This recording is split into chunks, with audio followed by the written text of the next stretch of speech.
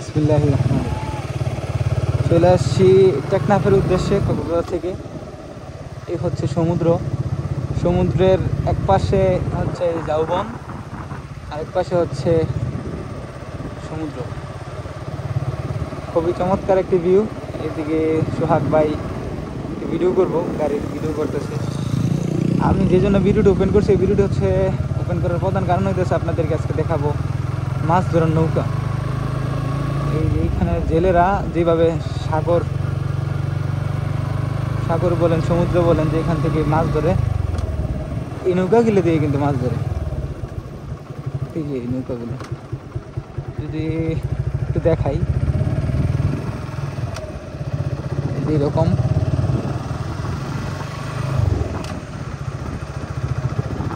এই নৌকার নিচে চাকা লাগানোর কারণটা হইতেছে আপনার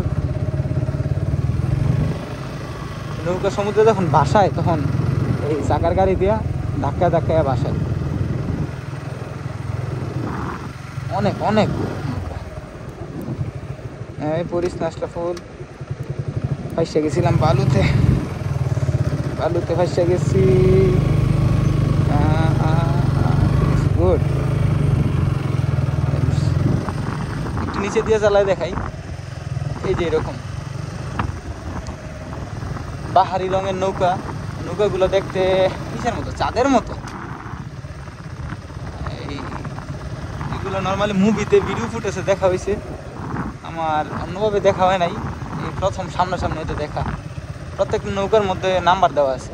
একটার মধ্যে 122, একটা 85, একটা 126, একটা 75, 87, 84 আর বিভিন্ন রকমের পতাকা উড়ানো।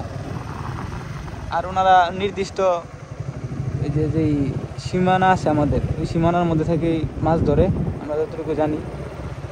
এই দিকটা কিন্তু প্রায় কক্সবাজার থেকে মোটামুটি 25 থেকে 30 কিলোমিটার দূরে, যদি আমরা বলতে পারবো না সঠিকটা। এই জন্য এদিকে পর্যটক অনেক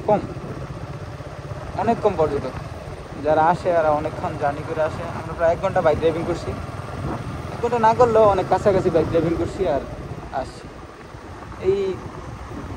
এই বৃষ্টি আপনাদেরকে দেখানোর জন্যই ভিডিওটি ওপেন করা। তো সবাই ভালো থাকবেন, সুস্থ থাকবেন। আসসালামু আলাইকুম। পরবর্তী ভিডিওর জন্য অপেক্ষা করুন। আমরা এখন চলে যাব টেকনাফের উদ্দেশ্যে।